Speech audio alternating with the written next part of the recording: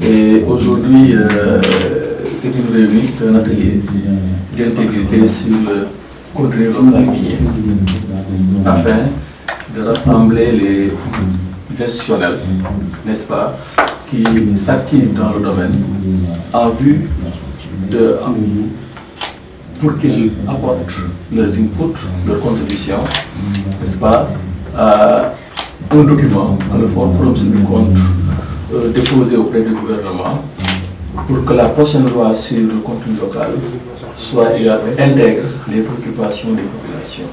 Parce que c'est ça la mission première du forum civil, être à côté des populations pour qu'elles puissent profiter des richesses qui se trouvent dans le pays afin qu'elles ne soient pas lésées.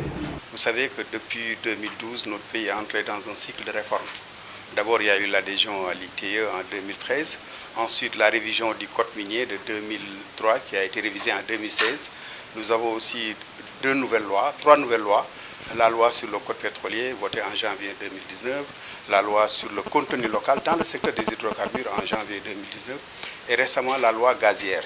Donc le secteur minier était laissé en rade. C'est pourquoi le Forum civil a jugé utile d'organiser une série d'ateliers. Une série d'ateliers d'abord avec tous les partenaires, institutionnels comme non institutionnels, mais toutes les parties prenantes. D'abord avec les parlementaires, le réseau thématique sur l'énergie dirigé par Abdoulaye Baldé, ensuite avec les syndicalistes du secteur au niveau de Dakar. Et aujourd'hui, à Thiès, se tient le premier atelier délocalisé en vue d'anticiper. C'est une loi qui est en gestation. L'État, à travers le ministre des Mines, a annoncé récemment que le Sénégal se dotera prochainement d'une nouvelle loi sur le contenu local.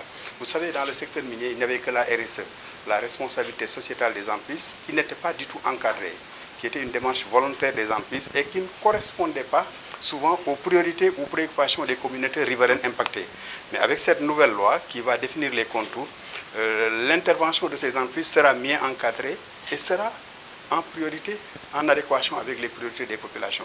Et le Forum civil, dans le cadre d'une logique d'anticipation, mais aussi comme force de proposition, parce que toutes les lois qui ont été votées, le Forum a apporté sa touche, sa pierre angulaire, sa contribution de qualité et qui a toujours été retenue par les autorités. Donc nous sommes toujours dans cette dynamique, recueillir les avis des uns et des autres, surtout des parties prenantes, pour mieux alimenter notre document de contribution en vue de cette nouvelle loi qui sera votée prochainement. Voilà pour l'objectif. Avec l'avènement de la Constitution donc, de 2016, vous savez que les ressources minérales appartiennent au peuple. Ces ressources doivent être développées pour le bien-être des populations, pour un avenir avancé, dans la transparence et contribuer au développement économique et social. Le développement économique et social, c'est donc apporter une diversification dans la production minière, en arriver à ce qu'une plus-value soit réalisée sur le plan national, des richesses produites, de l'emploi créé et de façon durable. Donc, promouvoir le contenu local dans le secteur extractif, particulièrement dans le secteur minier, devrait concourir à cela. Nous avons donc, sur l'initiative du Forum civil, échangé sur cette question pour en arriver à voir ou identifier certains obstacles qui pourraient entraver donc, le développement de ce processus. Nous devrons tout d'abord nous fixer des objectifs, des résultats réalistes, des résultats soutenables.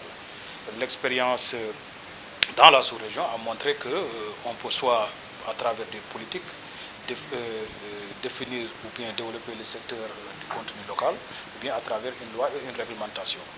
Mais il y a une combinaison des deux parce qu'il me semble que la loi sur le contenu local, que ce soit dans le domaine pétrolier ou extractif, repose sur une politique de développement du contenu local et cette politique doit faire l'objet reposant sur un diagnostic de l'industrie, à voir donc les différents aspects, les contraintes, les opportunités, les faiblesses et surtout, de façon générale, faire un scanning de l'industrie du pays, une politique industrielle, une politique des PME-PMI qui devrait concourir donc à la réalisation de ces objectifs.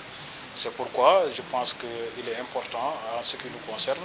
Donc c'est le Sénégal qui a une industrie minière, certes qu'on peut considérer comme une industrie qui date presque des années 50 avec l'exploitation des phosphates de Thiès, qui a atteint un certain niveau de valorisation avec la transformation des phosphates en engrais, mais d'autres perspectives s'offrent.